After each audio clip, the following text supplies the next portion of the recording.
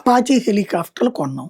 కొన్నప్పుడు ఇప్పుడు మనకి ఇక్కడ ఒక కారు కొంటాం. టూ వీలర్ కొంటాం. ఒక ఏడాది పాటు సర్వీస్ ఫ్రీ ఇస్తారు కదా! అపాచీ హెలికాప్టర్లు కూడా అట్లా ఫ్రీ ఇవ్వాలి కదా! అమెరికా దరిద్రం ఏంటంటే వాళ్ళ ఆయుధాలు పవర్‌ఫుల్ అని ఆళ్ళు చెప్పడం తప్ప యుద్ధంలో రష్యాని ఏమైనా గెలవగలిగినాయా? లేదా మొన్న ఇరాన్ మీద ఏమైనా గెలవగలిగినాయా? విధ్వంసం సృష్టించడానికి పనికొచ్చినాయి. కానీ వాటిని కూడా పేల్చగలిగింది కదా! ఇరానును రష్యా కూడా. అంటే అదేమి శత్రు దుర్భేద్యం ఏమీ కాదు. వన్ ఆఫ్ ద వెపన్స్ అంతే.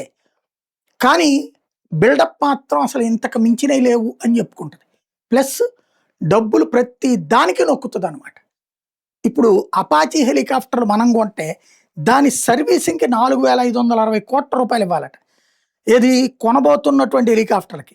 M777A2 అత్యంత తేలికైనటువంటి శతకంలో ఉపయోగించే ఉపకరణాలు వాటి సర్వీసింగ్‌కి సంబంధించిన $482.2 మిలియన్ దాదాపు 4,561,00,00,000 ఒప్పందం మీద అమెరికా నోటిఫై చేసి అదేదో మనకేదో సేవ చేసినట్టు బిల్డప్ ఇస్తున్నది.